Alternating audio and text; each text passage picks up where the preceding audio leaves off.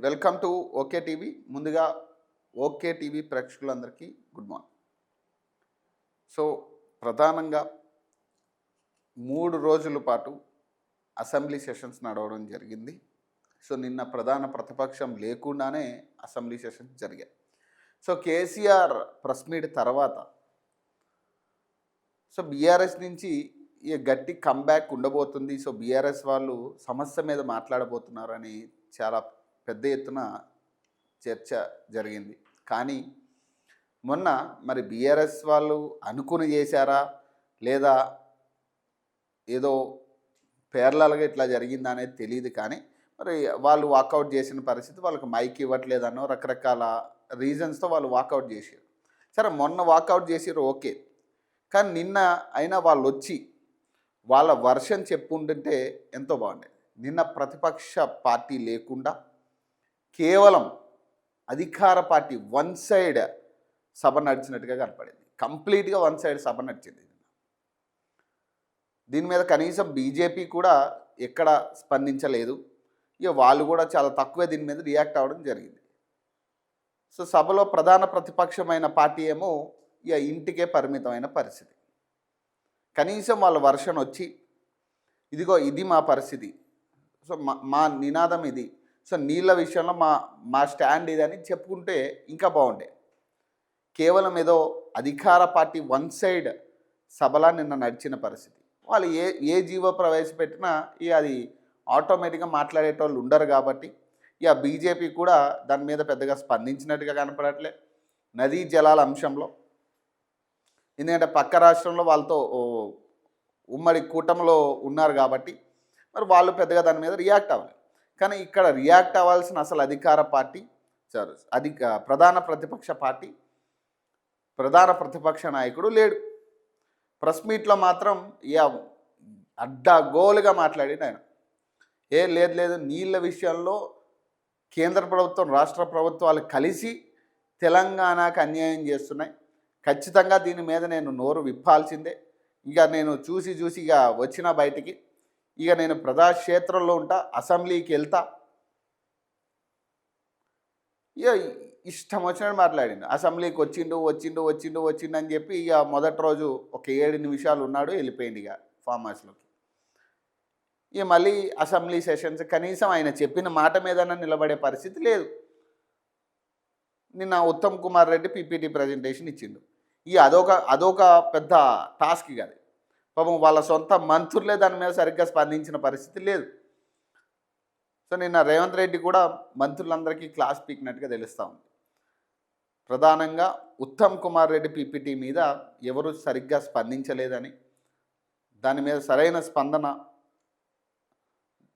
ఎమ్మెల్యేలు కావచ్చు మంత్రులు కావచ్చు దాని మీద సరిగ్గా స్పందించకపోవడం, ఆ పీపీటీ ప్రజెంటేషన్ అంశం మీద నిన్న రేవంత్ రెడ్డి మంత్రులకి క్లాస్ పీకినట్టుగా తెలుస్తూ ఉంది. సో ప్రధానంగా ఈ వార్తలే కనపడతా ఉన్నాయి. శ్రీశైలం నుంచి నీళ్ళకు అనుమతి ఇవ్వకుంటే జూరాల నుంచి తెచ్చుకుంటామట, పాలమూరు రంగారెడ్డి నల్గొండకు తరలిస్తామట, మోడీ బాబు జగన్ ఎవరు అడ్డొస్తారో చూస్తామట, రాష్ట్రానికి నష్టం కలిగించే చిన్న పని కూడా చెయ్యనట, సవాల్ చేసిన వారు నీళ్ళపై చర్చకు రాలేదేం, బట్టలు ఊడదీస్తాం తోలు తీస్తామన్నారు, మరి రాలే, ఇప్పుడు ఎవరి తోలు తీయాలో ప్రజలే నిర్ణయిస్తారు, పార్టీ ఆఫీసులు బహిరంగ సభల్లో మాట్లాడటం కాదు, శాసనసభకు వచ్చి చెబితే ప్రజలే తేల్చుకుంటారట, చట్ట సభలంటే కేసీఆర్కు ఏమాత్రం గౌరవం లేదు, కృష్ణా జలాల్లో 299 టీఎంసీలకు ఒప్పుకుంది ఆయనే, బీఆర్ఎస్ వల్లే ఏపీ నీళ్ల దోపిడీ చేస్తుంది, పాలమూరు రంగారెడ్డిపై చర్చలో సీఎం రేవంత్ రెడ్డి మాట్లాడారు. ఇక అంతే ఉంటుంది, వన్ సైడ్ వాళ్ళు ఇష్టం వచ్చినట్టు మాట్లాడతారు. ఇప్పుడు అక్కడ ప్రధాన ప్రతిపక్షం లేనప్పుడు సో వాళ్ళు ఏమంటున్నారు, బట్టలు ఏడు తీస్తాం తోలు తీస్తామన్న వాళ్ళు మరి ఇప్పుడు ఏమయ్యారు, మరి రాలేదేమి? ముఖ్యమంత్రి అదే అడుగుతున్నాడు. ఇక పార్టీ ఆఫీసులోనూ బహిరంగ సభల్లో కాదు మీరు మాట్లాడాల్సింది, ఇక్కడ మాట్లాడితే శాసనసభలోకి వచ్చి మాట్లాడితే ప్రజలే తేల్చుకుంటారని చెప్తా ఉన్నారు. మరి నిజమే కదా వాస్తవంగా. అప్పుడు ప్రధాన ప్రతిపక్షం అక్కడ ఉంటే గత 10 ఏళ్ళలో జరిగిన విషయాలేంటి, ఇప్పుడు జరుగుతున్న విషయాలేంటి అనేది తేట తెల్లమయ్యే పరిస్థితి ఉంటుంది. ఇక్కడ ప్రజాక్షేత్రంలో తేల్చుకోవాల్సిన పరిస్థితి ఉంటుంది. మరి ఇప్పుడు ప్రధాన ప్రతిపక్షం లేదు, మాట్లాడేటోళ్ళు లేరు, ఏదో తోలు తీస్తాం, చీరేస్తాం. ఇది కేవలం ఏదో ప్రెస్ మీట్ల వరకు, ఏదో ఈరోజు నేను వచ్చాను కాబట్టి ఏదో ఒక మాట్లాడాలి కాబట్టి ఒక ప్రెస్ మీట్ పెట్టి ఏదో నేను ఉన్నానన్న ఉనికి చూపించుకోవడానికి తప్పితే కేసీఆర్ ప్రెస్ మీట్ వల్ల ప్రజలకు ఒరిగిందైతే ఏం లేదు. ఆయన ఒక ప్రతిపక్ష నాయకుడికి ఇంకా అసెంబ్లీకి వచ్చి మాట్లాడుంటే ఇంకా చాలా సమస్యలు బయటకు వచ్చేవేమో. మరి ఎందుకు ఆయన ఇంత మౌనంగా ఉన్నారు? మరి అంత దూకుడుగా వచ్చిన వ్యక్తి, అంత సీరియస్గా రాష్ట్ర అధికార పార్టీ గురించి మాట్లాడిన వ్యక్తి,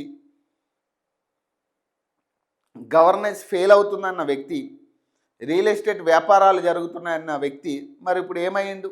ఈ అందరూ కూడా ఇదే క్వశ్చన్ రేజ్ చేస్తారు. మరి ఇప్పుడు అధికార పార్టీ తప్పు చేసినా ఇప్పుడు ఏమవుతుంది?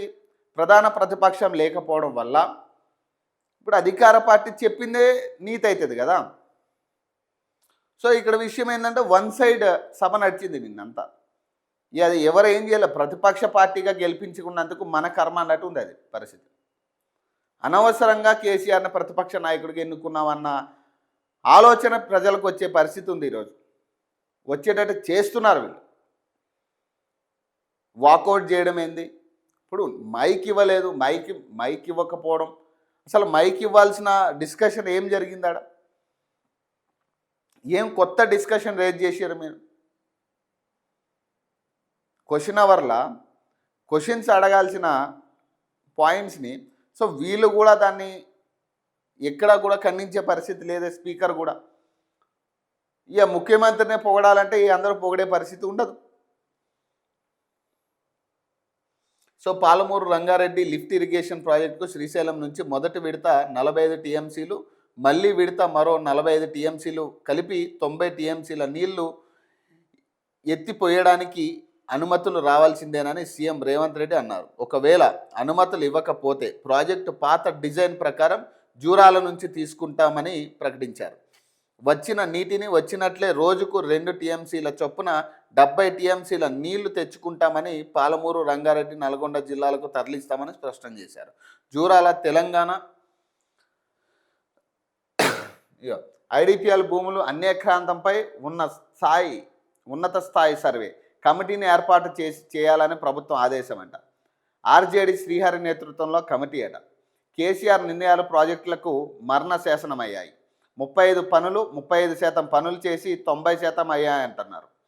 3 ఏళ్లలోపు కృష్ణాలో ప్రాజెక్టులు పూర్తి అట. ఉత్తమ్ కుమార్ రెడ్డి నిన్న పీపీటీ ప్రజెంటేషన్లో చెప్తా ఉన్నాడు ఈ మాట.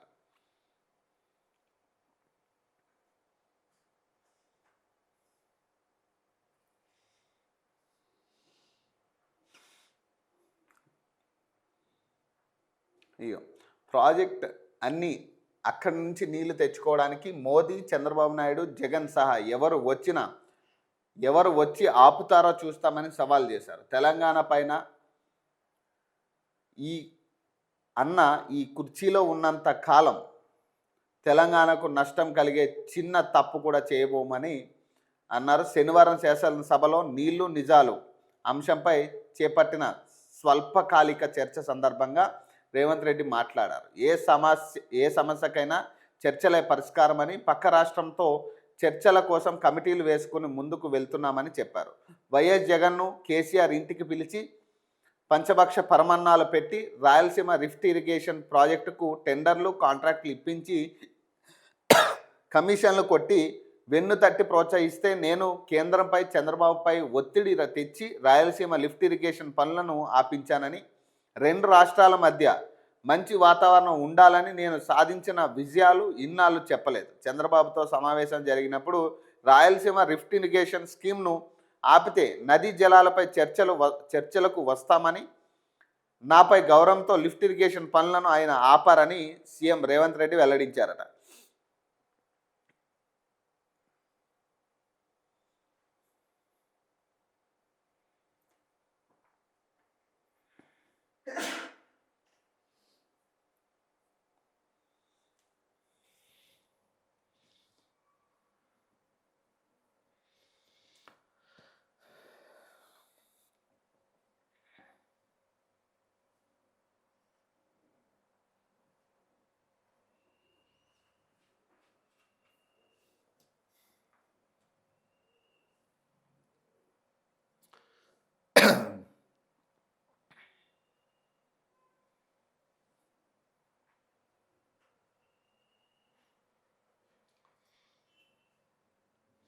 ప్రాజెక్టులకు మరణ శాసనం 35% పనులు చేసి 90% పూర్తయ్యాయని చెబుతున్నారు. రాయలసీమ ఎత్తిపోతలపై అప్పటి ఏపీ సీఎం జగన్తో కేసీఆర్ కుమ్మక్కట. గోదావరితో రాయలసీమను రతనాల సీమగా మార్చుతామనలేదా? వివాదాల పరిష్కారానికి ఎవరితోనైనా చర్చిస్తాం. 3 ఏళ్లలోపు కృష్ణాలో పెండింగ్ ప్రాజెక్టులన్నీ పూర్తి చేస్తామన్న ఉత్తమ్ కుమార్ రెడ్డి నిన్న పీపీటీ ప్రజెంటేషన్లో చెప్పింది ఈ మాట. కేసీఆర్ నిర్ణయాలు కృష్ణా గోదావరి బేసిన్ ప్రాజెక్టులకు మరణ శాసనంగా మారాయని నీటిపారుదల శాఖ మంత్రి ఉత్తమ్ కుమార్ రెడ్డి ఆరోపించారు. రాయలసీమ ఎత్తిపోతల పథకం టెండర్లు పనుల విషయంలో అప్పటి ఏపీ సీఎం వైఎస్ జగన్కు కేసీఆర్ పూర్తి సహకారం అందించారని విమర్శించారు. 2019లో ప్రగతి భవన్లో పలు సమావేశాల్లో కేసీఆర్ నిర్ణయాలు కృష్ణా గోదావరి బేసిన్ ప్రాజెక్టులకు మరణ శాసనంగా మారాయని నీటిపారుదల శాఖ మంత్రి ఉత్తమ్ కుమార్ రెడ్డి ఆరోపించారు. రాయలసీమ ఎత్తిపోతల పథకం టెండర్లు పనుల విషయంలో అప్పటి ఏపీ సీఎం జగన్మోహన్ రెడ్డికి కేసీఆర్ పూర్తి సహకారం అందించారని విమర్శించారు. 2019లో ప్రగతి భవన్లో పలు సమావేశాలు జగన్తో నిర్వహించి గోదావరి జలాలను రాయలసీమకు తీసుకెళ్లాలని రతనాల సీమగా మార్చుతామని చెప్పలేదా అని నిలదీశారు. శనివారం శాసనసభలో కృష్ణా గోదావరి జలాలపై జరిగిన స్వల్ప కాలిక చర్చలో భాగంగా మంత్రి పవర్ పాయింట్ ప్రజెంటేషన్ ఇచ్చారు. రానున్న 3 ఏళ్లలోపు కృష్ణా బేసిన్ ప్రాజెక్టులన్నీ పూర్తి చేస్తామని, కృష్ణా జలాల్లో తెలంగాణకు 71% నీటి వాటా కావాలని ట్రిబ్యునల్ను వాదనలు వినిపించారు. పోలవరం నల్లమల్ల సాగర్ ప్రాజెక్టుపై కొందరు అసత్యాలు ప్రచారం చేస్తున్నారని పేర్కొన్నారు. నిన్నగాక మొన్న ఈ ప్రాజెక్టుకు సిడబ్ల్యూసి ఆమోదం వచ్చిందన్నారు. అసలు ఆ ప్రాజెక్టుకు అనుమతియే రాలేదని ఆయన స్పష్టం చేసిరట. నిన్న ప్రాజెక్టుకు వ్యతిరేకంగా సుప్రీంకోర్టులో రీట్ పిటిషన్ వేశామని, ఈ నెల 5న సుప్రీంకోర్టు సీజే ముందు విచారణకు రానుందని చెప్పారు. కృష్ణా జలాలకు సంబంధించి తెలంగాణ ప్రయోజనాలను బీఆర్ఎస్ తాకట్టు పెట్టిందని, తాము ఆ ప్రయోజనాలను కాపాడేందుకు ప్రయత్నిస్తున్నామని పేర్కొన్నారు. నదీ జలాల వివాదాలను పరిష్కారం చేసుకోవడానికి ఎవరితోనైనా మాట్లాడడానికి సిద్ధంగా ఉన్నామని, ఒక్క చుక్క నీటిని వదులుకోబోమని స్పష్టం చేశారు. పాలమూరు రంగారెడ్డి ప్రాజెక్టుపై మాట్లాడుతూ రానున్న 3 ఏళ్లలో పాలమూరు రంగారెడ్డి, కలవకుర్తి, భీమా, నెట్టెంపాడు, ఎస్ఎల్బీసీ అలాగే దిండి ఎత్తిపోతల బ్రాహ్మణ వెల్లల్ల ప్రాజెక్టు పూర్తి చేస్తామని ప్రకటించారు. పాలమూరు రంగారెడ్డి ఎత్తిపోతల పథకానికి 2014లో ఆగస్టు 1న 27,000 కోట్లతో పరిపాలన అనుమతి లభించిందని, అయితే ఆ తర్వాత చేపట్టిన కాళేశ్వరానికి 89,794 కోట్లు వేచిస్తే పాలమూరులో 26,000 కోట్లు మాత్రమే వేచించారని వివరించారు. కాళేశ్వరంలో అవసరం లేకున్న కమిషన్ల కోసం అదనంగా ఒక టీఎంసీ పనుల కోసం 27,000 కోట్లు కేటాయించారని విమర్శించారు. ఈ 27,000 కోట్లతో కృష్ణా పరిధిలోని పెండింగ్ ప్రాజెక్టులు పూర్తయ్యాయన్నారు. పాలమూరు ప్రాజెక్టుకు పర్యావరణ అనుమతి తీసుకోవడానికి 2017లో టీఓఆర్ జారీ అయితే 2021లో బహిరంగ విచారణ చేపట్టి 2022లో డిపిఆర్ దాఖలు చేశారని, అదే కాళేశ్వరం ప్రాజెక్టుకు డిపిఆర్ను 2017లోనే ఎందుకు దాఖలు చేశారని ప్రశ్నించారు. ఇక్కడ విషయం ఏంటంటే, ఈ పీపీటీ ప్రజెంటేషన్ ఇచ్చేటప్పుడు కనీసం మంత్రులు కూడా దీని మీద స్పందించిన పరిస్థితి లేకుండా పోయాయి. ఆ పీపీటీ మీద సరిగ్గా మరి ఈయన సరిగ్గా కన్వే చేయలేకపోయిందా, లేదా మంత్రులు నిద్రపోయారా తెలియదు, కానీ పాపం వాళ్ళు దీన్ని పెద్దగా ఆహ్వానించినట్టుగా కనపడట్లే. మరి ఏది అధికార పార్టీ మంత్రులే. మరి ఈ విషయంలో కనీసం దీని మీద సమాధానం చెప్పాల్సిన పార్టీ ఏది? ప్రధాన ప్రతిపక్ష పార్టీ, 10 ఏళ్ళ పరిపాలించిన పార్టీ. ఇప్పుడు జగన్తో వీళ్ళకి అనుసంధానం ఉందా? ఇక్కడున్న నీటిని అప్పుడు మళ్లించే ప్రయత్నం చేసిరా, రాయలసీమకు మళ్లించే ప్రయత్నం చేసిరా అనేది ఎవరు కన్ఫర్మ్ చేయాలా? ప్రతిపక్ష నాయకుడు ఇది నిజమా కాదా కన్ఫర్మ్ చేయాలి. మరి ప్రతిపక్ష నాయకుడు ఏడి? ఇప్పుడు కన్ఫర్మ్ చేయడానికి ఎవరు లేరు కదా. సో వీళ్ళ చెప్పిందే వేదమయ్యే పరిస్థితి ఉంటుంది కదా. ఇప్పుడు మీరేమంటున్నారు? అక్కడ అన్యాయం జరిగింది అని మీరు ఇప్పుడు అధికార పార్టీ విమర్శిస్తూ ఉంది. గత ప్రభుత్వమే అన్యాయం చేసింది, అక్రమంగా 27,000 కోట్లు ఇప్పుడు ఇక్కడ శాంక్షన్ అయిన అమౌంట్ని కాళేశ్వరానికి తరలించారని మాట్లాడుతూ ఉన్నారు. మరి కాళేశ్వరానికి 87,000 కోట్లు ఎందుకు అయ్యింది అనేది చెప్పే పరిస్థితి ఎవరు చెప్పాలి? దీనికి ప్రధాన ప్రతిపక్ష పార్టీ ప్రధాన నాయకుడు చెప్పాల్సిన ఆన్సర్ ఇది. మరి నాయకుడు లేడు కదా. ఇప్పుడు ఇక్కడ మళ్లించిర్రా లేదా ఇప్పుడు ఏమన్నా అన్యాయం జరుగుతుందని ఇప్పుడు కేసీఆర్ పెద్ద ఎత్తున ప్రెస్ మీట్లో చెప్పింది ఏంటి? నదీ జలాల విషయంలో కాంగ్రెస్ పార్టీ బీజేపీ రెండు కలిసి ఆడుతున్న డ్రామా, తెలంగాణకి అన్యాయం చేయబోతున్నారు, దీన్ని నేను ఖచ్చితంగా కరాఖండిగా నేను మాట్లాడతాను అని చెప్పి ఆయన మాట్లాడారు. మరి ఇప్పుడు ఏడి ఆయన మాట్లాడిన వ్యక్తి ఏడి? తోలి తీస్తానన్న వ్యక్తి ఏడి? లేడు కదా. మరి ఆయన ఉంటే ఏమన్నా దీని మీద ప్రజలకు కూడా కొంత నమ్మకం కలిగే పరిస్థితి ఉంటుంది. మరి ఆయన లేడు కదా. ఐడిపిఎల్ భూములు అన్యక్రాంతంపై ఉన్న ఉన్నత స్థాయి సర్వే అట. ఆర్జేడీ శ్రీహరి నేతృత్వంలో కమిటీ ఏర్పాటట. ఐడిపిఎల్ భూములు అన్యక్రాంతంపై రాష్ట్ర ప్రభుత్వం ఉన్నత స్థాయి సర్వేకి ఆదేశించింది. పరిశ్రమకు చెందిన భూములను కొంతమంది ప్రజాప్రతినిధులు కన్నుసన్నల్లో పెద్ద ఎత్తున ఆక్రమించారని, ఆక్రమిత భూముల్లో రియల్ ఎస్టేట్ వ్యాపారం చేస్తున్నారని, వందల కోట్లు అక్రమార్జనకు పాల్పడుతున్నారని, భూముల అన్యక్రాంతంపై గత ఏడాది డిసెంబర్ 11న 4,000 కోట్ల ఐడిపిఎల్ భూములు కృష్ణార్పం అనే శీర్షికలో ఆంధ్రజ్యోతి కథనం ప్రచురించింది.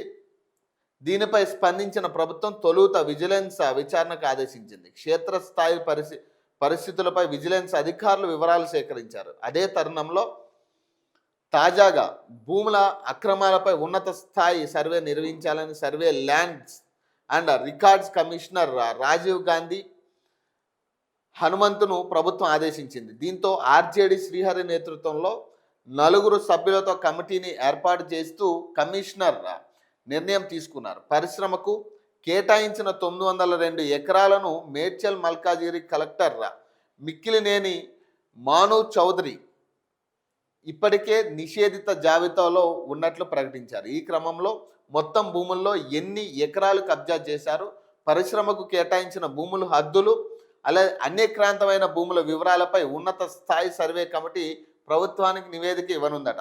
ఇక ప్రతి దాని మీద ఒక కమిటీ అయితే ఏర్పాటు చేస్తున్నారు, కానీ ఆ కమిటీ దీన్ని ఎంత తొందరగా పూర్తి చేస్తుంది అనేది ప్రధానంగా ఉన్న డౌట్స్ అందరికీ. ఇప్పుడు ఏదైతే 902 ఎకరాలు అన్యక్రాంతమైంది, అక్రమంగా రియల్ ఎస్టేట్ వ్యాపారాలు చేస్తూ ఉన్నారో, దాదాపు 4,000 కోట్ల స్కామ్ జరిగిందని ఏదైతే చెప్తా ఉన్నారో, దీనికి సంబంధించి మరి ఎవరెవరు ఇంక్లూడ్ అయ్యారు అనేది బహిరంగంగా చెప్పాల్సి ఉంటుంది. గత ప్రభుత్వంలో ఉన్న మినిస్టర్లుగా చేసిన వ్యక్తుల, ప్రస్తుతం ఉన్న ఎమ్మెల్యేలా, ఇక్కడ కాంగ్రెస్ వాళ్ళు ఉన్నారా, బీజేపీ వాళ్ళు ఉన్నారా, లేదా బీఆర్ఎస్ వాళ్ళు ఉన్నారా? ఇప్పుడు కవిత గారు చెప్పారు, మన కృష్ణారావు గారి పేరు చెప్పింది ఆమె. బీఆర్ఎస్ హయాంలో కృష్ణారావు గారు కూడా ఇందులో ఇన్వాల్వ్ అయ్యారని చెప్తా ఉన్నారు. మరి కృష్ణారావు గారి పేరు వస్తుందా? ఇప్పుడు ఆయన దేనికైనా సిద్ధమంటున్నాడు. మరి ఈ కమిటీ ఏం నిర్ధారించబోతుంది, ఎన్ని రోజులు సమయం పడుతుంది అనేది చాలా కీలకం ఇక్కడ. ఇట్లాంటి కమిటీలు చాలా వేసారు ఇప్పటికే. ఆ కమిటీలు ఏమైనా అందులో పురోగతి తీసుకొచ్చిందంటే ఏం లేదు, మధ్య వరకు వెళ్తుంది. మధ్య దగ్గర ఏమైనా 4 పెద్ద పేర్లు వచ్చేసరికి సెటిల్మెంట్ అవుతుంది, ఇక క్లోజ్ అవుతుంది. పూర్తి స్థాయి విచారణ అయితే జరిగే పరిస్థితి లేదు. పూర్తి స్థాయి విచారణ జరిగినా కనీసం ఆ పెద్దల పేర్లు బయటకు వచ్చే పరిస్థితి లేదు.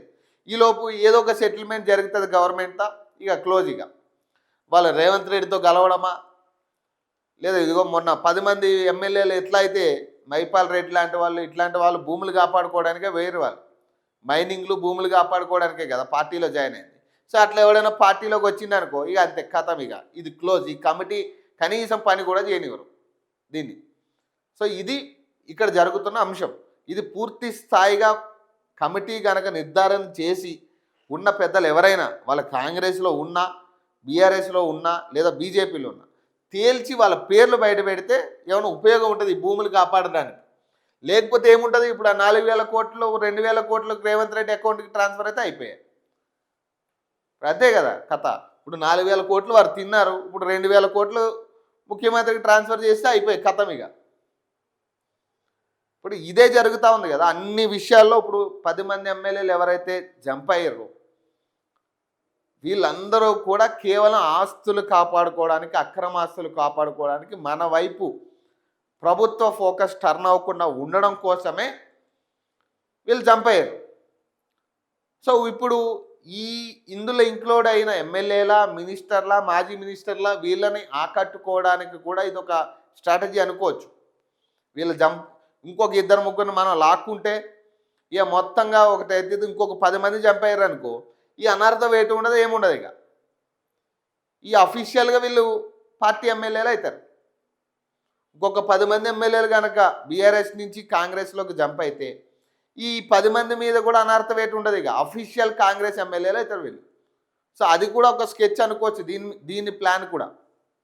ఎందుకంటే ఇందులో ఉన్నదంటూ పెద్ద పెద్ద వాళ్ళే ఉన్నారు. ఇప్పుడు మల్లారెడ్డి లాంటి వారు, మేడ్చల్ మల్కాజ్గిరి మల్లారెడ్డి, కృష్ణారావు, ఇక పెద్ద పెద్ద వాళ్ళు ఇంక్లూడ్ అయ్యారు ఇందులో. ఏం చిన్న చిన్న వాళ్ళు చేసిన భూముల అనేక ప్రాంతాలు కాదు ఇవి. ఎవడో పైనుంచి దిగి వచ్చినోడు కాదు, ప్రభుత్వంలో ఉన్న ప్రభుత్వ పెద్దలు చేసిన స్కామ్ ఇది. 4,000 కోట్లు.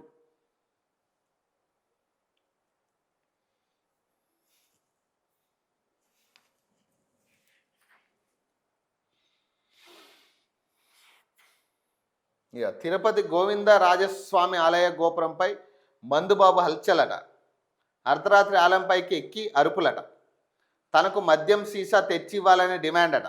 3 గంటలు శ్రమించి కిందకు దింపిన సిబ్బంది. నిందితుడిపై కేసు. తెలంగాణ వాసిగా గుర్తింపట. తిరుపతి గోవింద రాజస్వామి ఆలయంలోకి శుక్రవారం రాత్రి మద్యం మత్తులో ఓ వ్యక్తి ఆలయ ప్రధాన గోపురంపైకి చేరుకున్నాడు. అక్కడ కలశాలు ఊడబెరుకుతూ హంగామా చేశాడట. అసలు ఆలస్యంగా గుర్తించిన ఆలయ భద్రతా సిబ్బంది, పోలీసులు, అగ్నిమాపక సిబ్బంది సాయంతో 3 గంటలు శ్రమించి మందుబాబును గోపురంపై నుంచి కిందకి తీసుకొచ్చారట.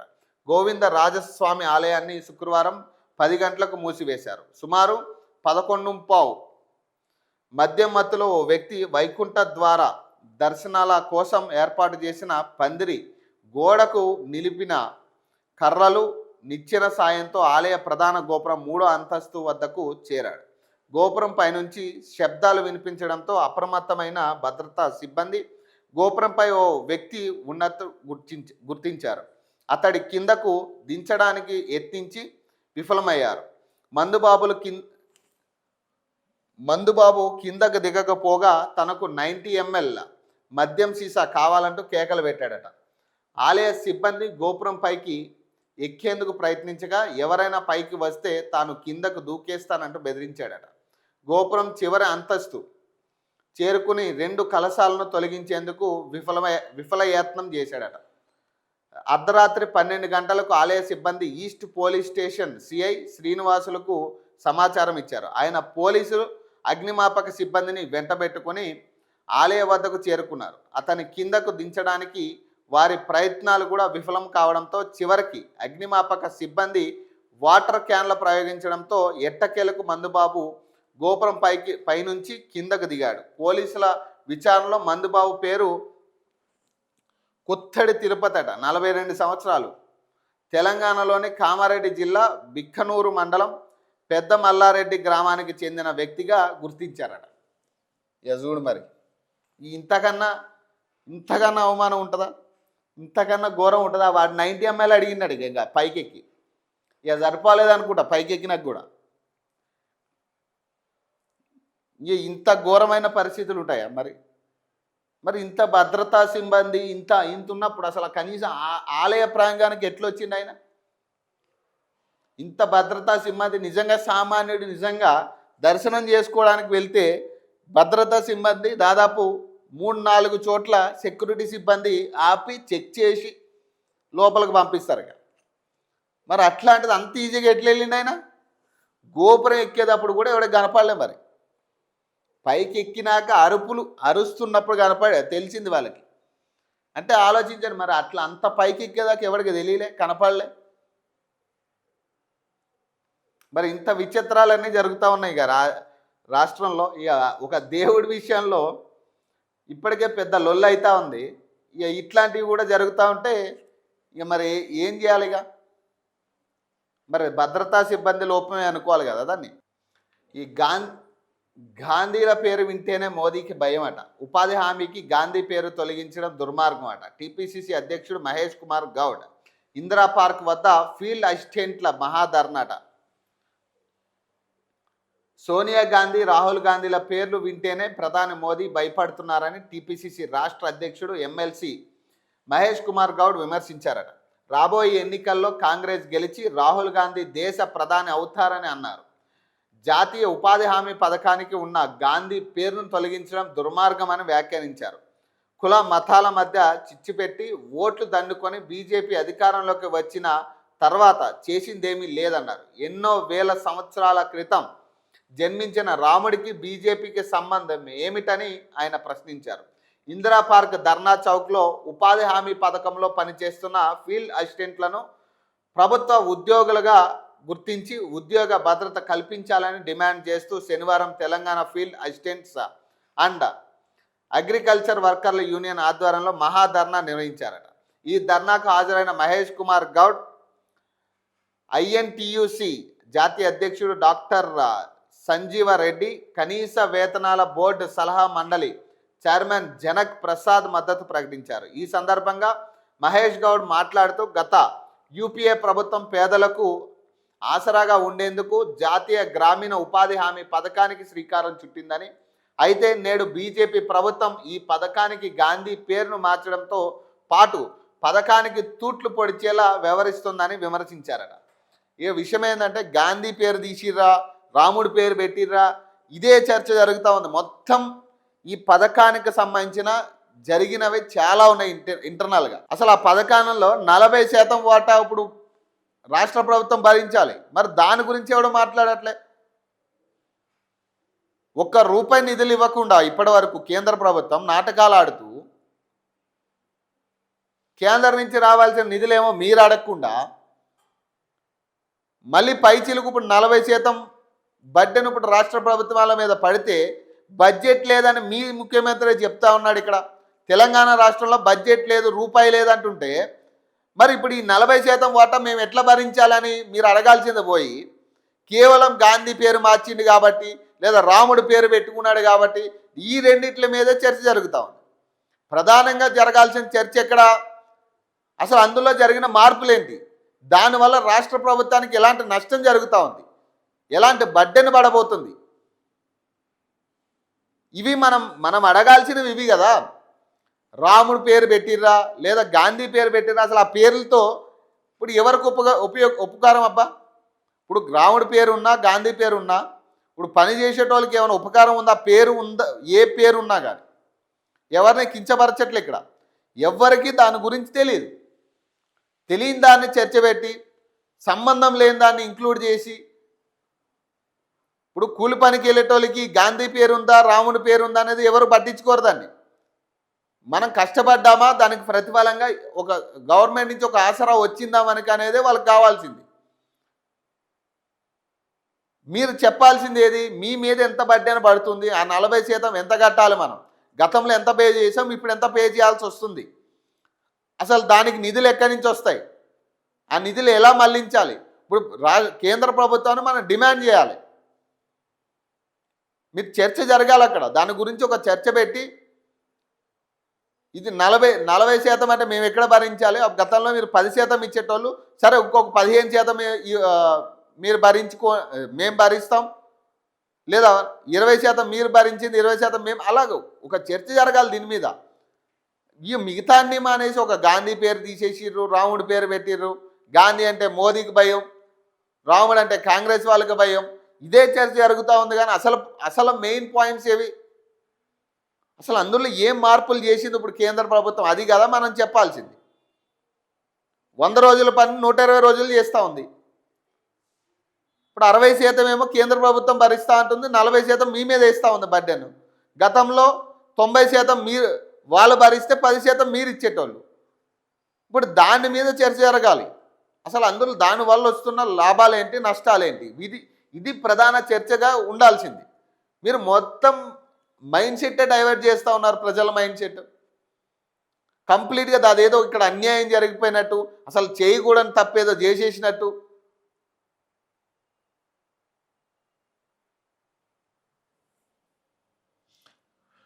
ఇప్పుడు ఇప్పుడు ఫీల్డ్ అసిస్టెంట్స్ ధర్నా చేసిరు. మరి ఇప్పుడు వాళ్ళు అడుగుతున్న డిమాండ్ ఎవరు నెరవేర్చాలబ్బా? రాష్ట్ర ప్రభుత్వం మాట్లాడాలి కదా దాని మీద. మరి దానికే పోయినావు కదా నువ్వు. మరి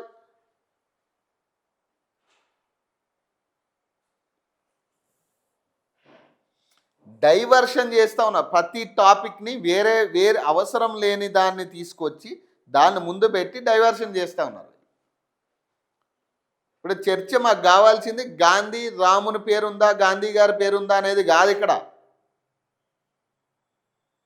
మాకు కావాల్సింది ఇక్కడ ఎంత అన్యాయం జరుగుతూ ఉంది ఇంటర్నల్గా.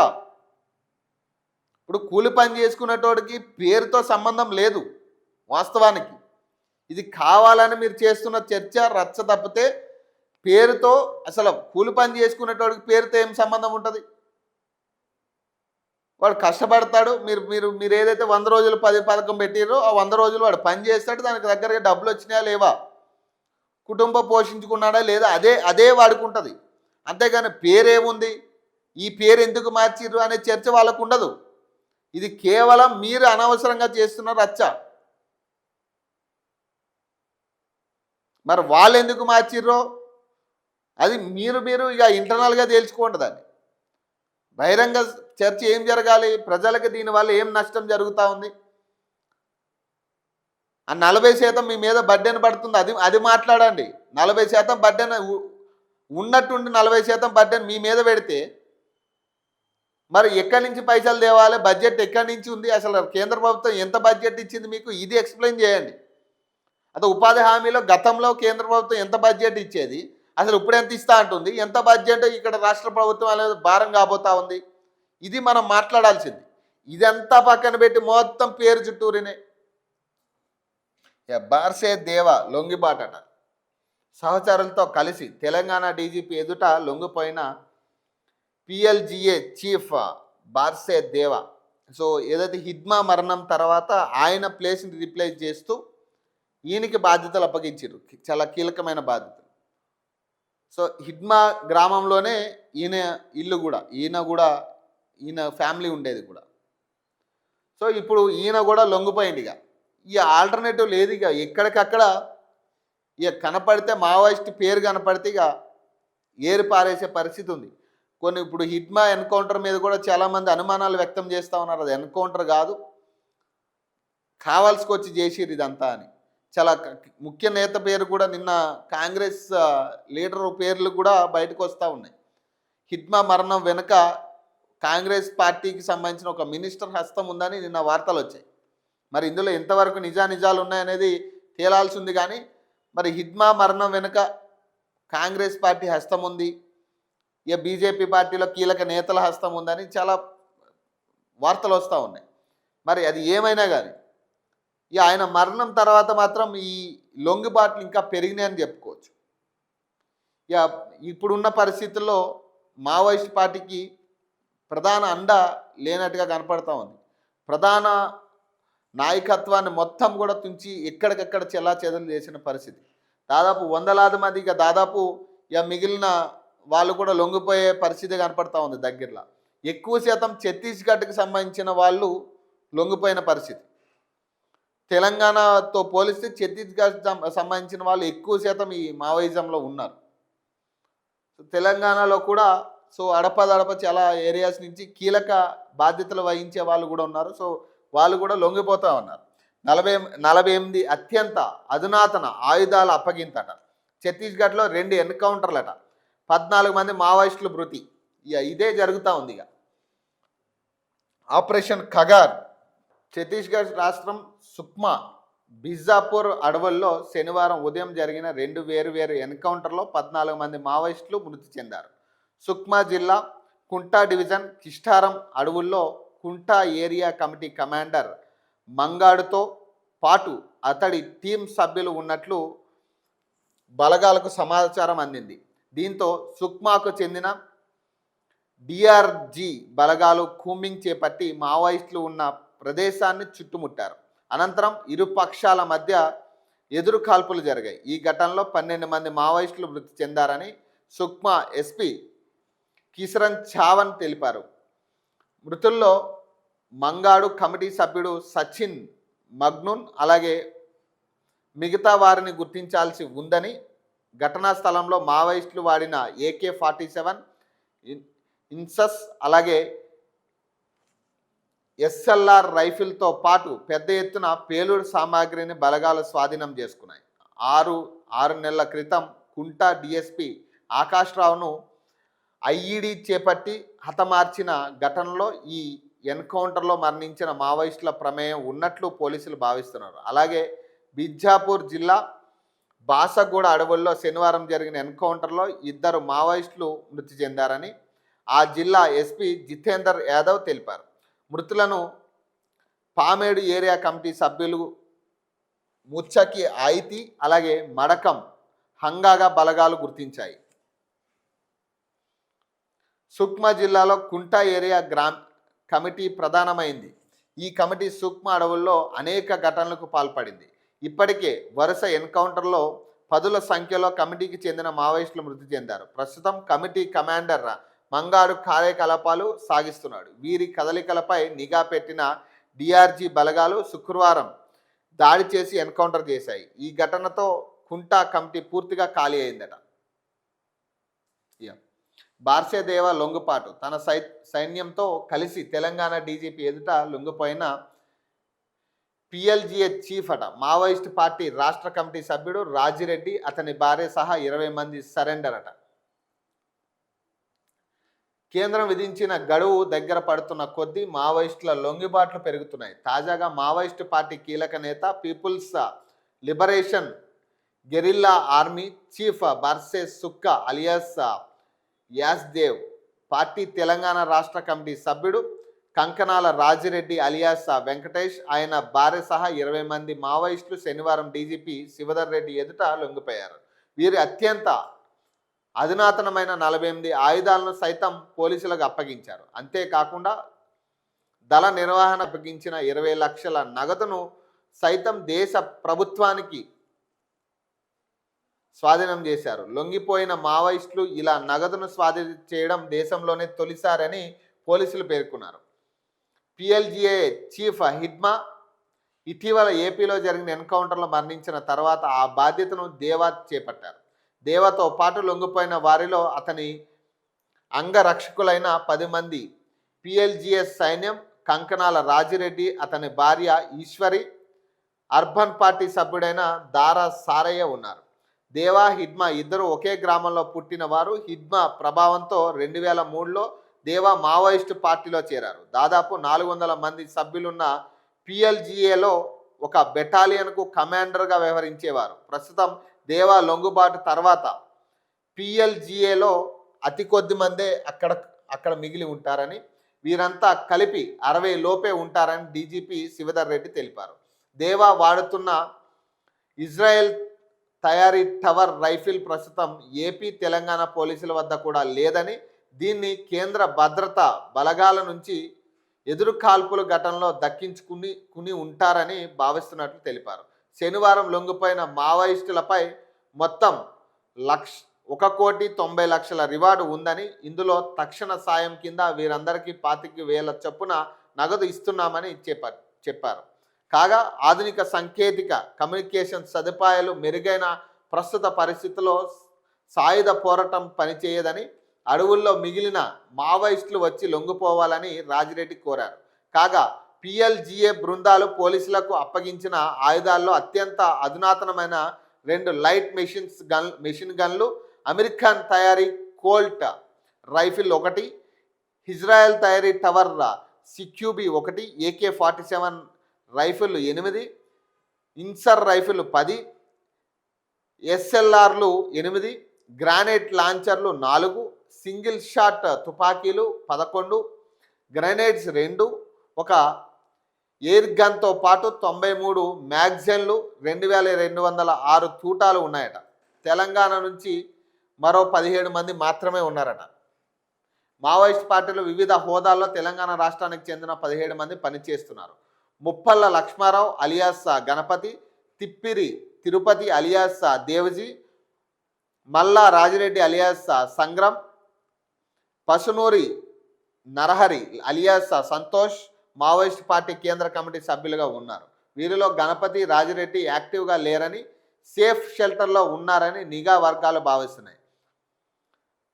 పసునూరి నరహరి అలాగే తిరుపతి ఇద్దరు జార్ఖండ్లో ఉండవచ్చని అనుమానిస్తున్నారు. రాష్ట్ర కమిటీ సభ్యులైన ముప్పిడి సాంబయ్య అలియాస్ సుదర్శన్, వార్తా శేఖర్, నక్క సుశీల, జోడే రతన్ బాయి, లోకేటి చందర్రావు, అలాగే బాడే చొక్కారావు, జాది పుష్ప, రంగబోయిన భాగ్య, బడిసే ఉంగ, మాడ్వి, అలాగే భవానీ, అనిల్ కుమార్ వివిధ రాష్ట్రాల్లో పనిచేస్తున్నారు. వీరిలో జోడే రతన్ బాయ్ గణపతి భార్య కావడంతో ఆమె సైతం సేఫ్ షెల్టర్లో ఉన్నట్లు నిఘా వర్గాలు అనుమానిస్తాయి. తోలు తీస్తామన్న వాళ్ళ నాలుగు కోస్తామంట. మా నిజాయితీ, చిత్తశుద్ధి, నిబద్ధతపై అడ్డగోలుగా మాట్లాడితే ఊరుకోమట. కుర్చీలో ఉన్నంత కాలం తెలంగాణకు నష్టం వచ్చే ఏ చిన్న తప్పు చేయను, దేవుడి మీద ఆనాట. పోరాడిన రాష్ట్రం కోసమే, సచ్చిన రాష్ట్రం కోసమే ఎవరికి తలవంచమట. ముఖ్యమంత్రి రేవంత్ రెడ్డి అంటున్నారు ఈ మాట.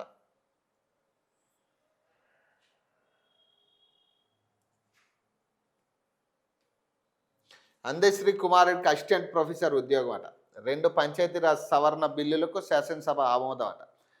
మండలిలో ప్రైవేట్ వర్సిటీల సవరణ బిల్లు పాస్ అట. రేపు అసెంబ్లీలో హిల్ట్ పాలసీపై చర్చ. రేపైనా వస్తారా లేదా రేపు డుమ్మా కొడతారా అనేది తెలియాలి ఇక. ఎందుకంటే హిల్ట్ పాలసీ మీద బీఆర్ఎస్ వాళ్ళు చేసినన్ని ఆరోపణలు, బీఆర్ఎస్ వాళ్ళు చేసినన్ని పెట్టినన్ని ప్రెస్ మీట్లు ఇప్పటిదాకా ఎవరు పెట్టుండ్రు హిల్ట్ పాలసీ మీద జరిగిన డిస్కషన్లో. మరి రేపైనా మరి బీఆర్ఎస్ వాళ్ళు వస్తారా, వచ్చి దీని మీద ఏమన్నా డిస్కషన్ చేస్తారా అంటే ఇక క్వశ్చన్ మార్క్ అది. మరి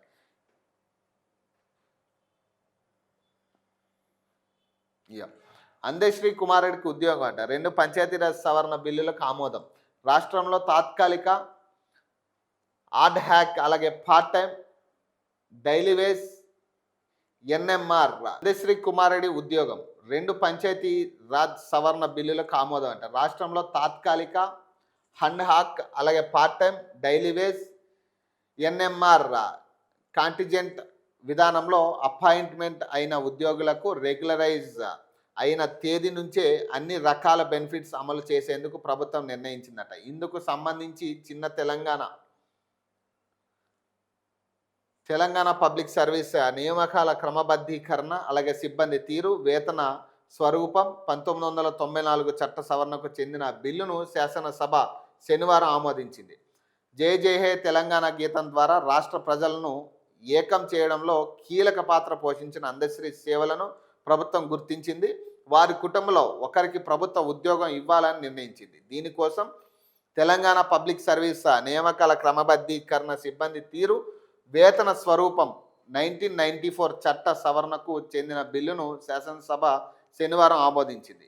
ఈ 2 బిల్లులను డిప్యూటీ సీఎం బట్టి విక్రమార్క శాసనసభలో ప్రవేశపెట్టారు. ఈ సందర్భంగా ఆయన మాట్లాడుతూ మానవత్వంతో ప్రభుత్వం అందశ్రీ కుటుంబాన్ని ఆదుకోవడంలో బాధ్యతగా భావించి వారి కుమారుడు దత్తా సాయికి ఉన్నత విద్యాశాఖలో డిగ్రీ కళాశాల అసిస్టెంట్ ప్రొఫెసర్గా నియమించినట్లు తెలిపారు. 25 నవంబర్ 2025న ఆర్డినెన్స్ 7 ద్వారా ఉద్యోగ నియామకం చేశామని, ఆ ఆర్డినెన్స్ ఇప్పుడు అందరితో ఏకగ్రీవంగా ఆమోదించుకోవడం హర్షణీయమని ఆయన తెలిపారట. ఏదైనా ఆయనకి తగ్గ గౌరవం ప్రభుత్వం ఇచ్చిందని చెప్పుకోవచ్చు. అందశ్రీకి సంబంధించిన విషయంలో అయితే ప్రభుత్వాన్ని అప్రిషియేట్ చేయొచ్చు ప్రతి విషయంలో కూడా. సో ఈరోజు అందశ్రీ గారి కుమారునికి అసిస్టెంట్ ప్రొఫెసర్ జాబ్ ఇచ్చినట్టుగా తెలుస్తోంది గవర్నమెంట్. సో ఏదైనా కానీ ఈ విషయంలో అయితే గవర్నమెంట్ కొంత ముందంజలో ఉందనుకోవచ్చు. ఎందుకంటే తగిన గౌరవం ఇచ్చినట్టుగానే కనపడతా ఉంది అన్ని విధాలుగా. చూడు, సభలో బీజేపీ సభ్యుల నిద్రట. మరోవైపు ఉత్తమ్ పీపీటీ ఇస్తుండగా బీజేపీ ఎమ్మెల్యేలు గాఢ నిద్రలోకి జారుకున్నారట. ఎమ్మెల్యేలు పాల్వై హరీష్ బాబు, ధన్పాల్ సూర్యనారాయణ గుప్తా, అలాగే రామారావు పటేల్ కునుకు తీయగా ఇందుకు సంబంధించిన వీడియో సోషల్ మీడియాలో వైరల్ అవుతుందట. ఇది పరిస్థితి. బీజేపీ వాళ్ళ పరిస్థితి అట్లుంది. బీజేపీ ఎమ్మెల్యేల పరిస్థితి ఇక ఫుల్ నిద్రలో ఉన్నారు వాళ్ళు. ఇక పీపీటీకి సంబంధం మనకేముంది, మనకెలా మనం దాని మీద మాట్లాడకూడదా? నదీ జలాల విషయంలో మనం మాట్లాడొద్దు, ఎందుకంటే పక్క ప్రభుత్వం మనదే. ఇప్పుడు దాని మీద మనం ఏం మాట్లాడలేదు, ఇక పడుకున్నట్టు నటిస్తే అయిపోయాయి కదా. నిద్రపోయారు, మంచిగా నిద్రపోయారు వాళ్ళు పాపం. ఈ ప్రధాన ప్రతిపక్షం అయ్యా అది కూడా ఇంటికి పోయి పడుకుంది. ఇక ఏమైంది, ఇక నదీ జలాల మీద మాట్లాడేటోళ్ళు లేడే.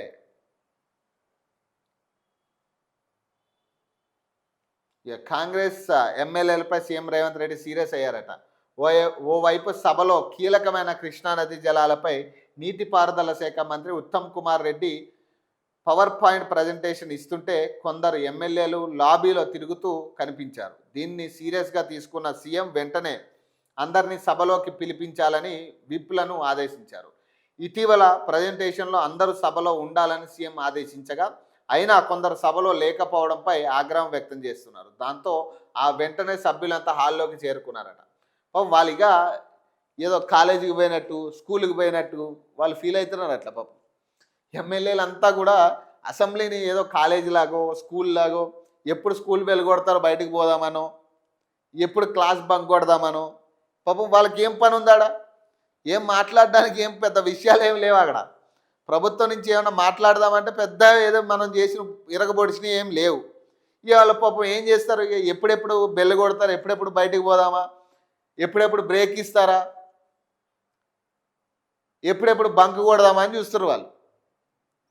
పాపం ఆ పీపీటీ ప్రజెంటేషన్లో నిజంగా ఉత్తమ్ కుమార్ రెడ్డికి సవాల్ చేయాలి. ఇక మంచిగా ఆయన పాపం చాలా ప్రిపేర్ అయ్యి, ఎందుకంటే కేసీఆర్ వస్తున్నాడని చెప్పినాక కేసీఆర్ ఖచ్చితంగా ఇప్పుడు చర్చ జరుగుతుంది, అందరూ ఎక్స్పెక్ట్ చేసింది అదే. పాపం ఆయన చాలా క్లియర్గా గత ప్రభుత్వం చేసిన తప్పిదాలన్నీ కూడా ఆయన చాలా క్లియర్గా పీపీటీ ప్రజెంటేషన్ ఇచ్చిండు. పాపం సొంత పార్టీ ఎమ్మెల్యేలో పట్టించుకోలేదండి.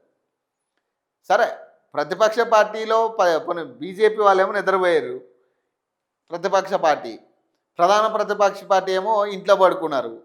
ఇక మనం ఇచ్చేది కనీసం మన ఎమ్మెల్యేలకైనా ఉపయోగపడుతుంది అంటే కనీసం అది కూడా వినకుండా బయటకు పోయారు వీళ్ళు.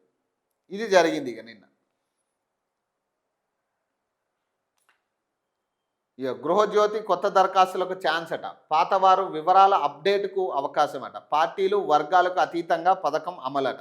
డిప్యూటీ సీఎం బట్టి విక్రమార్క మల్లు.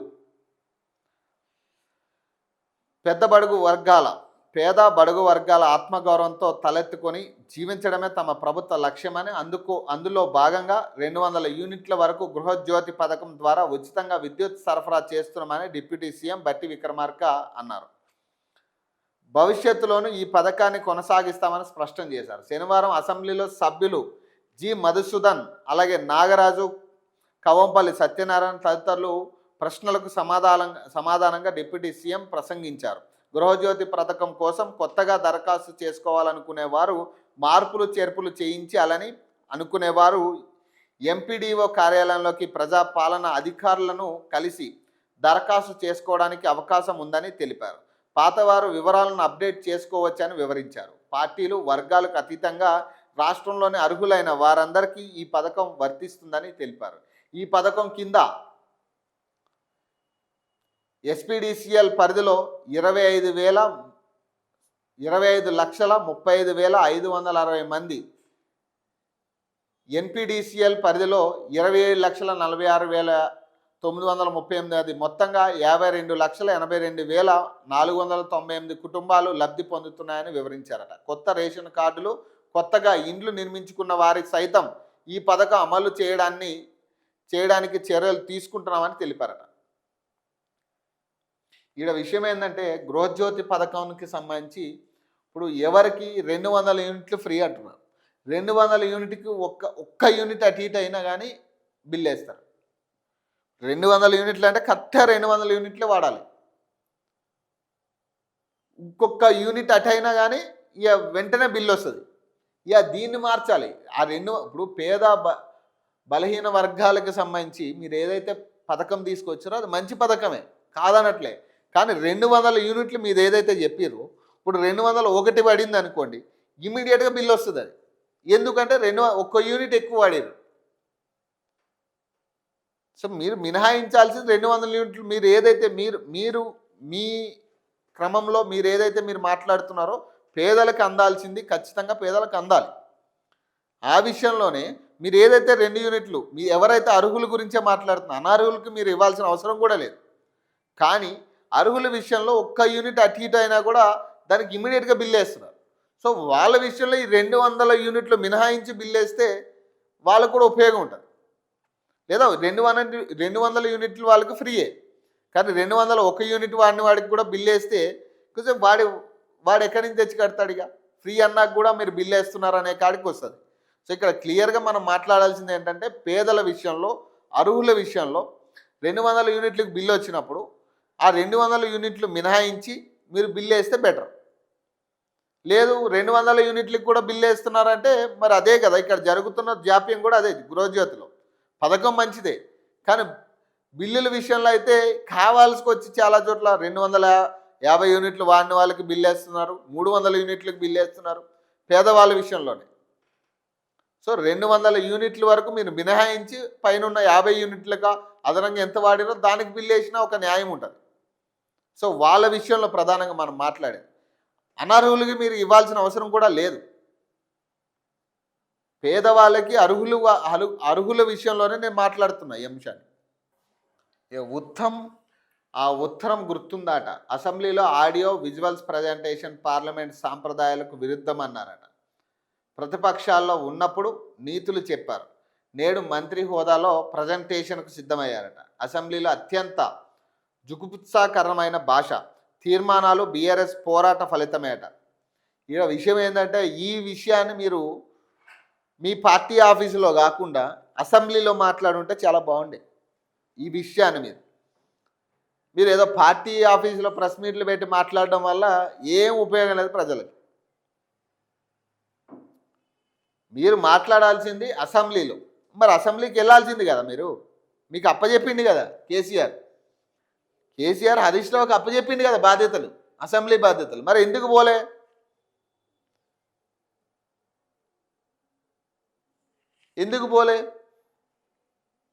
అంటే మీ హయాంలో కూడా తప్పులు జరిగినాయి కాబట్టి మీరు మరి ఎదుర్కోవాల్సింది కదా.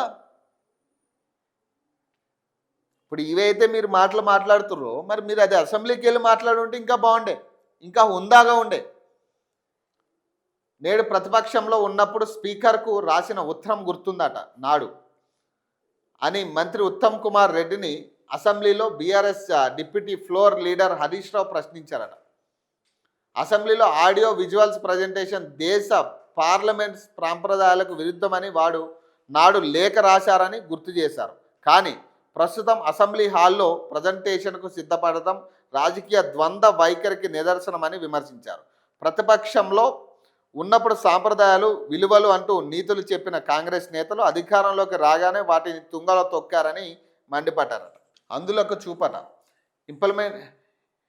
ఇంప్లాంటెంట్కు తయారు చేస్తున్న ఎలాన్ మస్క్ న్యూరాలింక్ సంస్థ మెదడులోని విజువల్స్ కరెక్ట్ను సిస్టమ్లేట్ చేయనున్న బ్రెయిన్ చిప్ అట.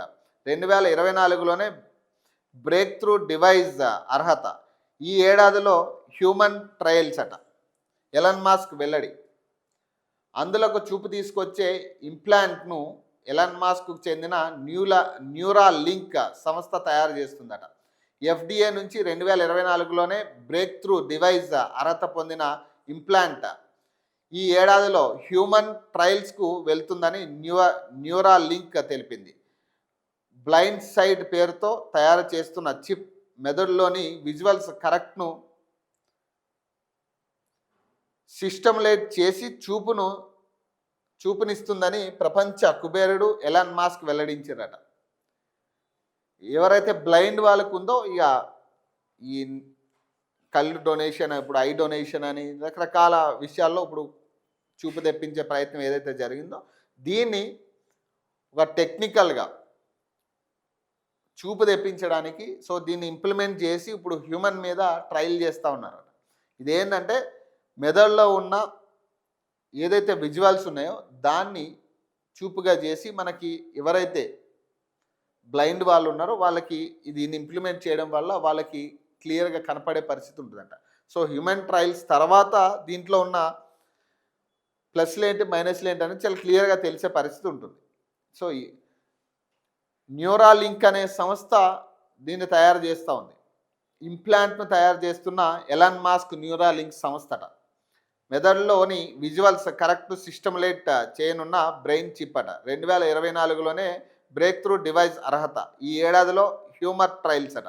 ఎలాన్ మాస్క్ వెల్లడి. అందులోకి చూపు తీసుకొచ్చే ఇంప్లాంట్ను ఎలాన్ మాస్క్కు చెందిన న్యూరాలింక్ సంస్థ తయారు చేస్తుందట. ఎఫ్డిఎల్ నుంచి 2024లోనే బ్రేక్ త్రూ డివైస్ అర్హత పొందిన ఇంప్లాంట్ అట. ఈ ఏడాదిలో హ్యూమన్ ట్రయల్స్కు వెళ్తుందని న్యూరాలింక్ తెలిపింది. బ్లైండ్ సైట్ పేరుతో తయారు చేస్తున్న చిప్ మెదడులోని విజువల్స్ కరెక్ట్స్ను చేసి సిస్టమ్లైట్ చేసి చూపును అందిస్తుందని ప్రపంచ కుబేరుడు ఎలాన్ మాస్క్ వెల్లడించారట. సో ఎమ్మెల్యే కొడుకు డ్రగ్స్ పాజిటివ్ అట. రెడ్ హ్యాండెడ్గా పట్టుకున్న ఈగల్ టీం. హైదరాబాద్లోని నానక్రామ్గూడలో తనిఖీలు. గతంలోనూ సుధీర్ రెడ్డిపై 2 డ్రగ్స్ కేసులట. హైదరాబాద్ నానక్రామ్గూడ ఎక్తా విల్లా నెంబర్ 16లో డ్రగ్స్ పార్టీ జరుగుతుందని అందిన సమాచారంతో శనివారం ఈగల్ పోలీసులు తనిఖీలు చేపట్టారు. విల్లాకు వెళ్ళేసరికి అక్కడ 3 ఉన్నట్లు గుర్తించారు. వారికి డ్రగ్స్ కిట్స్తో పరీక్షలు నిర్వహించారు. అందులో 2కి నెగిటివ్ వచ్చింది. మైకంలో ఉన్నట్లు కనిపించిన 3వ వ్యక్తి సుధీర్ రెడ్డికి పరీక్షలు నిర్వహించగా డ్రగ్స్ పాజిటివ్ వచ్చింది. అతను గంజాయి సేవించినట్లు పోలీసులు గుర్తించారు. సుధీర్ గంజాయి ఎక్కడ తీసుకున్నాడనే విషయంపై ఈగల్ అధికారులు దర్యాప్తు చేపడుతున్నారు. సుధీర్ ఏపీ కడప జిల్లా జమ్మల మడుగు ఎమ్మెల్యే ఆదినారాయణ రెడ్డి కుమారుడట. కుటుంబ సభ్యులకు సమాచారం ఇచ్చి ఫ్యామిలీ డాక్టర్తో డి అడిక్షన్ కేంద్రానికి పంపించినట్లు ఈగల్ అధికారులు తెలిపారు. కాగా గతంలోనూ సుధీర్ రెడ్డిపై 2 డ్రగ్స్ కేసులు ఉన్నట్లు పోలీసులు గుర్తించారట. ఇది పరిస్థితిగా ఈ తండ్రి ఈ ఎమ్మెల్యే వాడు ప్రజలను దోచుకుంటే వీళ్ళు ఇట్లా జల్సాలు చేస్తుంటారు అనమాట. దోచుకున్న పైసలతో జల్సాలు చేస్తారు. ఇలా డ్రగ్స్ పార్టీలు ఇట్లా ఉంటుంది పంచాయతీ. మరి వీళ్ళకి ఏ రకమైన శిక్షలు పడతాయి?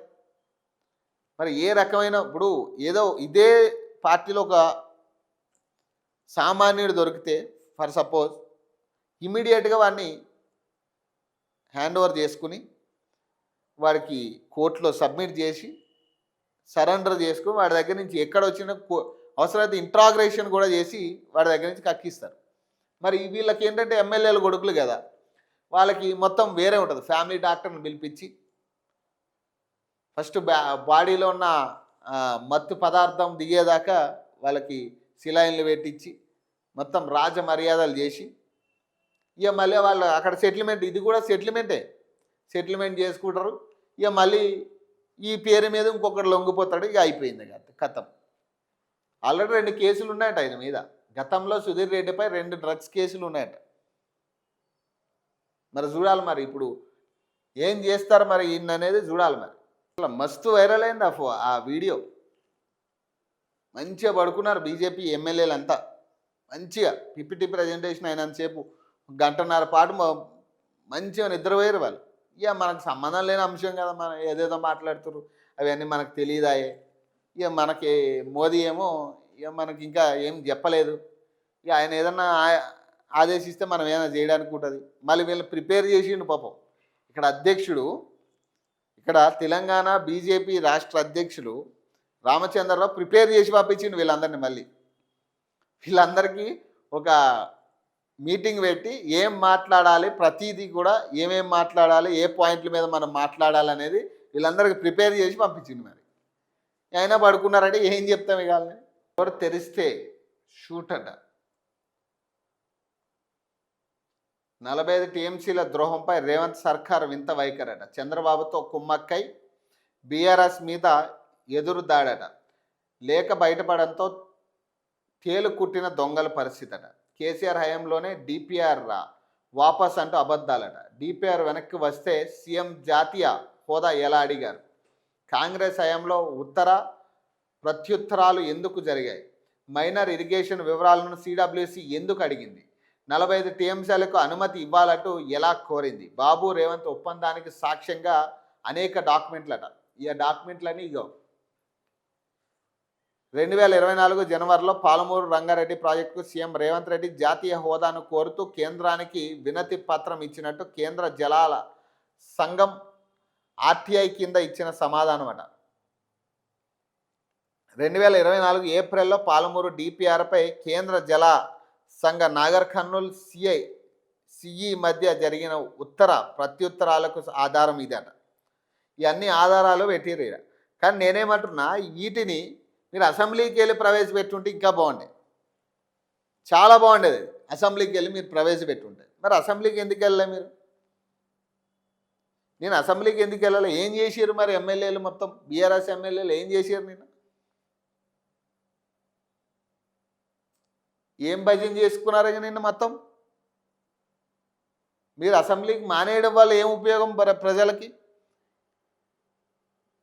ఇదేమన్నా ఇక కాలేజా, స్కూలా బంక్ కొట్టడానికి? ఇక గతంలో కూడా దాదాపు 2-3 సార్లు ఇట్లానే పనిచేసారు వీళ్ళు. వాకౌట్లు చేస్తున్నామని. వాకౌట్లు చేయడం వల్ల అధికారం రాదు, అది గుర్తుపెట్టుకోండి. మీరు వాకౌట్లు చేయడం వల్ల అధికారం అయితే రాదు. మీరు ఏదున్నా ఎదుర్కోవాలి. మీరు ఇప్పుడు ఏవైతే ఆధారాలు ప్రవేశపెడుతున్నారో ఈ ఆధారాలన్నీ కూడా అసెంబ్లీలో ప్రవేశపెట్టుండే అయిపోయేది కదా. మరి నిన్నంతా అయిపోయిన తర్వాత ఈ ఆధారాలు ఇప్పుడు బయట పెడితే ఏం ఉపయోగం దీనివల్ల? ఈరోజు Harish Rao power point presentation కూడా ఉంది. ఎక్కడ? తెలంగాణ భవన్లో. ఎవరు చూడాలి తెలంగాణ భవన్లో పెడితే?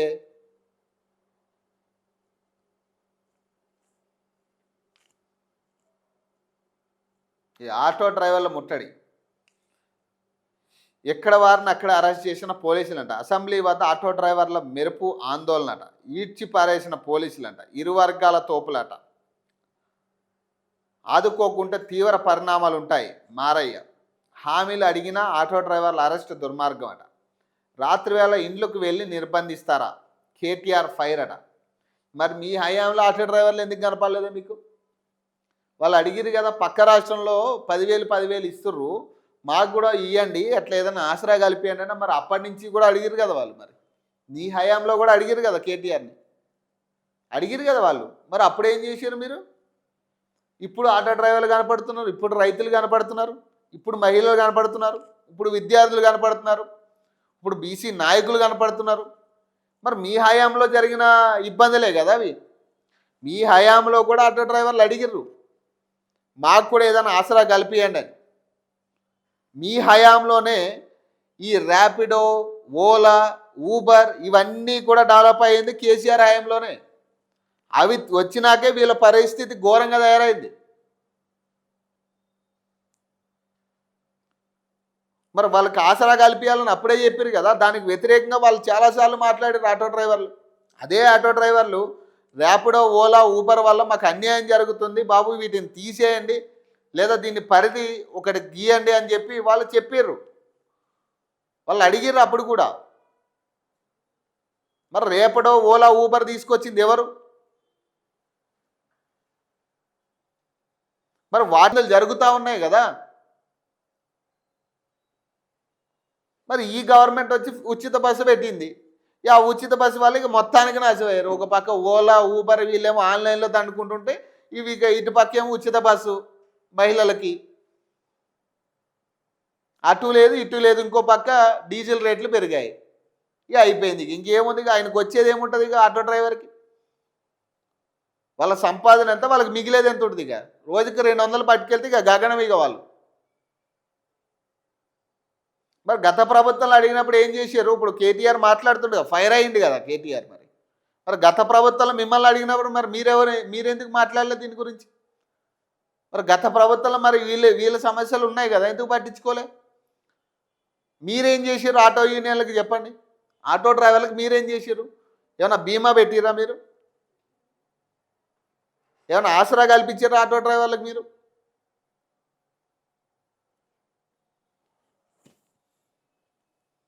ఇప్పుడు మీరు అధికారంలో లేరు కాబట్టి ఇవన్నీ గుర్తొస్తున్నాయి. వీళ్ళ అవసరం ఉంది కాబట్టి. ఇక ఏది దొరకకపోతే ఏదో ఒకటి పట్టుకోవాలని ఇట్లా ఏది జరిగితే అదే ప్రతి దాంట్లో మనమే అన్నట్టుగా దూరుతూ ఉన్నారు. నిరుద్యోగుల అంశం మీద అసలు నిరుద్యోగులు అయ్యిందే అసలు కేసీఆర్ ప్రభుత్వం నుంచి. వాళ్ళు కేసీఆర్ ప్రభుత్వం నుంచే నిరుద్యోగులు అయ్యారు వాళ్ళు. అప్పటి వాళ్ళకు ఉద్యోగాలు లేవు. ప్రతి చోట కూడా ఎక్కడికక్కడ స్కామింగ్ జరిగింది, పేపర్ లీకేజీలు జరిగాయి. వాటి మీద ఇప్పటి వరకు కోర్టు కేసులు నడుస్తూనే ఉన్నాయి. అప్పటి నుంచి జరిగిన అన్యాయమే కదా అది నిరుద్యోగులకి. ఈ ప్రభుత్వం కొత్తగా ఇంకొక దోపిడీ ఏంటంటే 2 లక్షల ఉద్యోగాలు అని చెప్పి వీళ్ళు దోపిడీ చేశారు అంతే. మరి అప్పుడు మాట్లాడలేదు కదా మీరు ఇవన్నీ కూడా పేపర్ లీకేజీల మీద. ఇక్కడ ఇంకొక విషయం మాట్లాడాలి. నాకు తెలిసి ఈరోజు రిలీజ్ అవుతుంది ఆ వీడియో. ఈ ఐఏఎస్లు, రిటైర్డ్ ఐఏఎస్లకు సంబంధించి కొన్ని పూర్తి కీలక ఆధారాలు ఉన్నాయి. రిటైర్డ్ ఐఏఎస్లు ఆల్రెడీ వీళ్ళు 1999లో కూడా రిటైర్ అయిన వాళ్ళు ఉన్నారు. వాళ్ళకి మళ్ళీ రీఅపాయింట్మెంట్ చేసుకుంది ప్రభుత్వం వాళ్ళ సలహాల కోసం. సో సీనియర్లు కాబట్టి వాళ్ళ సలహాలు అవసరమని గుర్తించినప్పుడు రీఅలొకేట్ చేసుకోవడానికి ఉంటుంది. రీఅపాయింట్ చేసుకున్న వాళ్ళ పదవి కాలం కూడా ముగిసిపోయి దాదాపు ఏళ్ళు గడుస్తూ ఉంది. మొత్తం కూడా 70 ఏళ్ళ పైబడి వాళ్ళే ఉన్నారు. మొత్తం వృద్ధులు అనుకోవాలి వాళ్ళని. వాయో వృద్ధులు అంటారు కదా, ఇక వాళ్ళు 70 నుంచి 80 సంవత్సరాలు 90 సంవత్సరాల వాళ్ళు కూడా ఇప్పటికీ ఇంకా సెక్రటరియట్లో పనిచేస్తూ ఉన్నారు. దీనివల్ల వస్తున్న నష్టం ఏంటంటే ఆల్రెడీ ఇప్పుడు కొత్త ఐఏఎస్లకి జీవోలు జారీ చేసింది. వీళ్ళందరినీ కూడా తీసేయాలని చెప్పి రాష్ట్ర ప్రభుత్వం, ముఖ్యమంత్రి ఒక జీవోని జారీ చేసిండు. ఆ జీవో ఎక్కడా కూడా పబ్లిక్ డొమైన్లో పెట్టలే. వీళ్ళని ఇమీడియట్గా వీళ్ళని తీసేసి వీళ్ళ ప్లేస్లో ఆల్రెడీ కొత్త వాళ్ళకి భర్తీలు ఇచ్చింది. ఆల్రెడీ వాళ్ళకి అపాయింట్మెంట్ లెటర్స్ కూడా వెళ్ళిపోయాయి. కాకపోతే వీళ్ళేమో కుర్చీలో జరగనంటున్నారు. దాదాపు 1000 మంది ఉన్నారు ఇందులో. ఒకళ్ళు కాదు, ఒకళ్ళంటే మనం ఎందుకు జరగట్లేదు అనేది మనం మాట్లాడవచ్చు. కానీ 1000 మంది ఉన్నారు ఇట్లా జరగకుండా ఉన్నవాళ్ళు. వీళ్ళ వల్ల ఆల్రెడీ కొత్తగా అపాయింట్మెంట్ వచ్చిన వాళ్ళకి ఉద్యోగాలు లేవు. ఇప్పుడు కొత్తగా అపాయింట్మెంట్ వచ్చిన వాళ్ళు వీళ్ళ ప్లేస్కి వస్తే వాళ్ళ ప్లేస్ ఖాళీ అవుతుంది. కాబట్టి వాళ్ళకి నిరుద్యోగులు ఎవరైతే ఇప్పుడు ఎగ్జామ్స్ రాస్తున్నారో వాళ్ళని భర్తీ చేయాలి ఆ ప్లేస్లో. మరి ఈ ఐఏఎస్ల వెనక ఎవరున్నారు? ఈ వృద్ధుల వెనక ఎవరున్నారు? ఈ వృద్ధుల ఐఏఎస్ల వెనక 80 సంవత్సరాలు 90 సంవత్సరాలు ఉన్న ఏజ్లో ఇంకా వాళ్ళకి ఎట్లా డ్యూటీ వేస్తూ ఉన్నారు మీరు? ఆల్రెడీ మీరు వాళ్ళని తీసేయాలని జీవో రాష్ట్ర ప్రభుత్వం ఇచ్చాక, ముఖ్యమంత్రి సాక్షాత్తు జీవో ఇచ్చాక ఎవరు ఆపుతా ఉన్నారు దీని వెనక ఎవరున్నారు? ఏ మినిస్టర్లు ఉన్నారు? ఏ షాడో సీఎం ఉంది? ఇవన్నీ కూడా కీలకంగా ప్రతిదీ కూడా క్లియర్గా క్లియర్గా మాట్లాడబోతున్నాం. వీడియో కూడా రాబోతా ఉంది ఈరోజు. సో పూర్తి ఆధారాలతో, ఎక్కడా కూడా ఆధారాలు లేకుండా మాట్లాడట్లేదు. పూర్తి ఆధారాలతో ఎంతమంది ఉన్నారు, ఏ శాఖలో ఉన్నారు, HMDA, GHMC, RERA, south central రైల్వేలో కూడా ఈ ఐఏఎస్లు పనిచేస్తూ ఉన్నారు. ఇంకా ఐఏఎస్లు పదవి కాలం ముగిసిపోయి దాదాపు 10 ఏళ్ళు 15 ఏళ్ళు అయిపోయినా కూడా ఆల్రెడీ రీఅపాయింట్మెంట్ ఇచ్చి కూడా 10-15 ఏళ్ళు అయిపోయింది. వాళ్ళ అపాయింట్మెంట్ డేట్ కూడా అయిపోయింది. వాళ్ళ పదవి కాలం కూడా ముగిసింది. వాళ్ళని ఖాళీ చేయించాలని ప్రభుత్వం కూడా ఉత్తర్వులు జారీ చేసింది, జీవో ఇచ్చింది అఫీషియల్గా. మరి ఆ జీవోను కూడా తుంగలో తొక్కి ఏ శక్తి వీళ్ళ మీద ప్రభావితం చేస్తూ ఉంది? వాళ్ళు ఏమంటున్నారంట, మా పైన మీకు ఇంకా చాలామంది ఉన్నారు కదా, వాళ్ళందరినీ జరిపియండి, నేను తప్పుకుంటా అంటున్నట్ట. అడుగుతుంటే కొత్తగా ఆల్రెడీ ఆఫర్ లెటర్లు వచ్చిన వాళ్ళు, మీరు తప్పుకుంటే మేము ఉద్యోగంలో అపాయింట్మెంట్ అవ్వాలి, ఉద్యోగంలో జాయిన్ అవ్వాలంటే లేదు చాలామంది ఉన్నారు కదా, వాళ్ళని తప్పించిన తర్వాత నేను తప్పుకుంటా అంటున్నాను. ఇట్లా అందరూ కూడా ఇదే పరిస్థితి. ఎన్ని వేల కోట్ల నష్టం దీనివల్ల. మళ్ళీ వీళ్ళు ఏం చేస్తూ ఉన్నారు ఈ ఐఏఎస్లు? మరి వృద్ధులు వీళ్ళ పని వీళ్ళు చేసుకుంటారంటే కాదు, మళ్ళీ వీళ్ళ కింద దొంగ ఉద్యోగాలు క్రియేట్ చేస్తూ ఉన్నారు. ఆ ఉద్యోగాలు ఉంటలే, అక్కడ ఎవరు ఉండరు, వాళ్ళ పేరు మీద కూడా వీళ్ళే జీతాలు మింగుతున్నారు. వీళ్ళకి వచ్చే 2 లక్షలు 3 లక్షల జీతాలు కాక మళ్ళీ కొత్తగా ఇంకో 4 అపాయింట్ చేసుకున్నట్టుగా క్రియేట్ చేసి వాళ్ళ జీతాలు కూడా వీళ్ళే మింగుతున్నారు. మరి చూడండి మరి ఎంత ఘోరమైన సిచ్యువేషన్. మరి దీని మీద ఎందుకు ఏ మినిస్టర్ చర్యలు ఎందుకు తీసుకోవట్లేదు? డైరెక్ట్గా ముఖ్యమంత్రి జీవో జారీ చేసిండు వాళ్ళు ఖాళీ చేయించాలని. ఆ జీవో కాపీ కూడా మేము పెడతాం, మాకు దొరికింది ఆ జీవో కాపీ. అది ఎక్కడా కూడా ఏ వెబ్సైట్లో కూడా పెట్టట్లే వీళ్ళు. అన్నీ కూడా ఒకటొకటి ఖచ్చితంగా పిక్చర్ వస్తుంది. చాలా క్లియర్గా చెప్పబోతున్నాం. ప్రతి ఎపిసోడ్లో కూడా చాలా కీలకమైన పేర్లు రాబోతూ ఉన్నాయి. ఖచ్చితంగా ఈ రోజు నుంచి స్టార్ట్ అవ్వబోతుంది దీనికి సంబంధించిన ఉద్యమం అనుకోండి, లేకపోతే ఇంకోటి అనుకోండి. వాళ్ళకి ఖాళీ చేయాలా, ఆ వృద్ధులు ఎవరైతే ఉన్నారో వాళ్ళ వెనక ఎవరున్నారో అన్ని ఆధారాలు కూడా బయట పెట్టబోతున్నాం. సో ఇది సో వార్తలు అయితే ఈరోజు కనపడుతుంది. ఈ అసెంబ్లీకి సమావేశాలు, పవర్ పాయింట్ ప్రజెంటేషను ఇవే కనపడతా ఉన్నాయి. ప్రత్యర్థులు లేదా ప్రధాన ప్రతిపక్ష పార్టీ నాయకులు లేకపోవడం, ఇవన్నీ కూడా వీళ్ళు కేవలం డ్రామాగానే కనపడతా ఉంది. కాంగ్రెస్ పార్టీ బీఆర్ఎస్ ఆడుతున్న డ్రామాగా కనపడతా ఉంది. సో మరిన్ని అప్డేట్స్ కోసం చూస్తూనే ఉండండి ఓకే టీవీ.